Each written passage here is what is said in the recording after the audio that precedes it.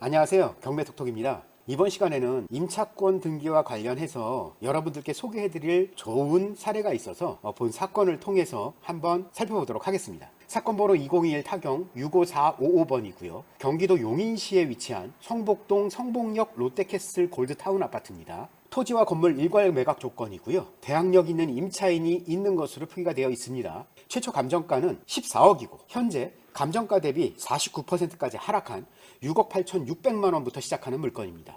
자, 먼저 입찰 진행 내용을 한번 살펴보시면 지난 2차 때 2명의 입찰자가 있었고 그 가운데에서 최고가 10억여 원의 낙찰을 받은 낙찰자가 있었습니다. 그런데 본 낙찰자는 하늘이 도와서 법원의 매각 결정 기일에 매각 허가 결정이 나질 않고 매각 불허가 결정이 나서 본 사건의 경매는 매각되지 못합니다. 그 이야기는 무슨 얘기냐? 낙찰자가 있었는데 본 낙찰자는 입찰에 참가하며 납부했던 입찰보증금 전액을 고스란히 회수할 수 있었습니다. 법원에서 매각 허가 결정이 났다라고 한다면 낙찰자는 아마도 입찰보증금 포기했을 겁니다. 입찰보증금이 얼마인가요? 9억 8천이니까 9,800만 원이에요. 9,800만 원 포기했었을 텐데 다행스럽게 운이 좋아서 법원에서 불허가 결정이 남으로 인해서 9,800만 원을 회수할 수 있었던 그런 사건이에요. 갑자기 이게 무슨 얘기냐고요? 이 부분 조금 더 깊이 있게 설명을 좀 한번 드리겠습니다. 먼저 임차인 현황 살펴보겠습니다. 자, 임차인 현황 보시죠. 말소 기준 권리가 2021년 7월 7일이고 임차인은 2020년 2월 7일에 전입을 했습니다. 말소 기준 권리보다 앞서서 전입이 이루어졌기 때문에 대항력을 갖추고 있다는 사실은 경매톡톡의 영상을 꾸준히 지켜보신 분들이라고 하면 이제 다들 알고 계세요. 확정일자 또한 말소 기준 권리보다 앞서서 받았기 때문에 우선 변제 받는데 큰 문제가 없어요. 그런데 배당 요구일을 한번 보실까요? 2022년 4월 8일 표기가 되어 있죠. 본 사건의 배당 요구 종기일은 언젠가요? 2021년 11월 1일이에요. 이거 큰일 났네. 배당 요구 종기일 이내에 배당 요구를 하지 않고 그 이후에 했네. 큰일 났어요. 임차인이 큰일 난 건 아니에요. 임차인의 권리는 변함이 없어요. 대항력 있는 것 그대로 유지가 돼요. 다만 누구한테 큰일 났다고요? 입찰자들한테. 낙찰받은 낙찰자한테 큰일 났다는 얘기예요.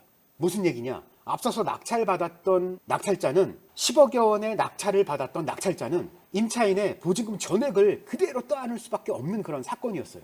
그런데 어떻게 됐었죠? 법원에서 불허가 결정이 났어요. 그렇기 때문에 낙찰자는 피해 없이 고스란히 입찰보증금 전액을 회수할 수 있는 그러한 행운이 찾아온 거죠. 자, 그러면 내용을 조금만 더 살펴볼게요. 왜 낙찰자는 이런 기본적인 권리 분석도 안 한 채로 입찰에 참가를 했을까를 살펴보자고요. 자, 우측편에 봤더니 뭐가 등기되어 있나요? 임차권 등기가 되어 있다라고 명기가 되어 있네요. 그리고 그 밑에 임차인 대항력과 관련해서 매수인에게 대항할 수 있는 임차인이 있으며 당연히 있죠. 전입일이 말소기준 권리보다 빠르기 때문에 보증금 전액이 변제되지 아니하면 잔액을 매수인이 인수해야 한다라고 명기가 되어 있어요. 엄밀히 따지면 보증금 잔액이 아니라 보증금 전액이 변제되지 않아요. 본 사건은. 왜 그런지 여러분들께 소개를 한번 해드릴게요.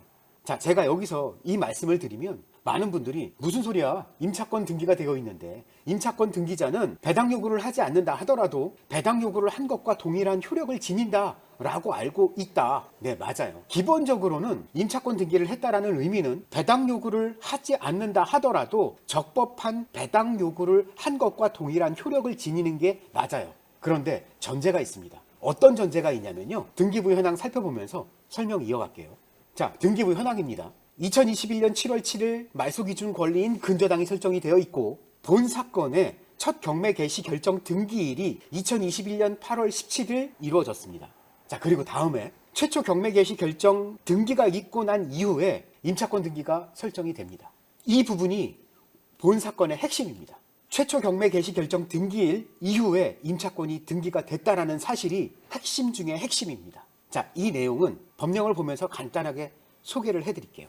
자, 민사집행법이고요. 본 내용은 law.go.kr 조문정보에서 확인을 할 수가 있는데 요거는 본 영상에 설명 더보기란에 링크는 남겨드릴 테니까 링크 확인하시면 되실 것 같고요. 여기에서 가장 중요한 민사집행법 제148조 제4항에 의하면 저당권, 전세권, 그 밖의 우선 변제 청구권으로서 첫 경매 개시 결정 등기 전 이 부분이 핵심 포인트입니다.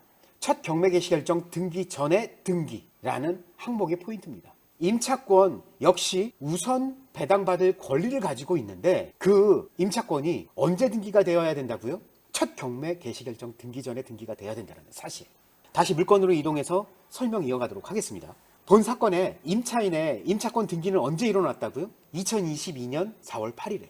즉, 첫 경매 개시 결정 등기일보다 늦게 임차권 등기가 이루어졌네요. 그 이야기는 무슨 이야기냐? 임차권이 100% 효력을 발휘하지 않는다라는 의미를 뜻하는 거예요. 즉, 본 사건의 낙찰 대금을 통해서 임차인의 전세보증금이 단 한 푼도 변제되지 않는다라는 의미예요. 그래서 낙찰자가 전액, 전세보증금 전액을 인수해야 하는 그러한 물건입니다. 물건 원양 다시 한번 살펴볼게요. 자, 그랬더니 2차에 낙찰된 낙찰자 한번 볼까요? 10억의 낙찰을 받았어요. 본 물건의 전세보증금은 6억이에요. 그렇다면 본 물건의 낙찰자는 10억여 원에 더해서 전세보증금 전액 6억을 더한 총 17억의 본 물건을 인수하게 되는 그러한 형국이라는 거죠. 본 물건의 최초 감정가는 14억으로 기록되어 있지만 현재의 시세는 14억이 아니겠죠. 이 부분 여러분이 한번 체크를 한번 해보세요. 그렇다고 하면 본 물건의 낙찰자는 도대체 얼마나 비싸게 본 물건을 인수하게 되는 것인지. 그런데 서두에 뭐라고 말씀드렸죠? 본 사건의 낙찰자는 정말 하늘이 도왔다고. 하늘이 도왔기 때문에 아까운 9,800만 원을 절약할 수 있었다라는 부분 말씀을 드리겠습니다. 자, 그렇다고 하면 앞으로 있을 2022년 11월 10일, 앞으로 약 한 20여일 정도 남아있는데 3차에 본 사건이 낙찰이 될까요? 안 될까요? 저는 낙찰이 되어서는 안 된다라고 생각하는 물건입니다. 여러분들 혹시 본 물건 관심 가지고 있다가 이번에 입찰을 고려하고 계셨다라고 한다면 조금 더 심사숙고해서 결정해 주십사라고 요청드리겠습니다. 자, 오늘 영상은 여기서 마치도록 하겠습니다. 도움이 되셨다라고 하면 구독, 좋아요 부탁드리겠습니다. 시청 감사합니다.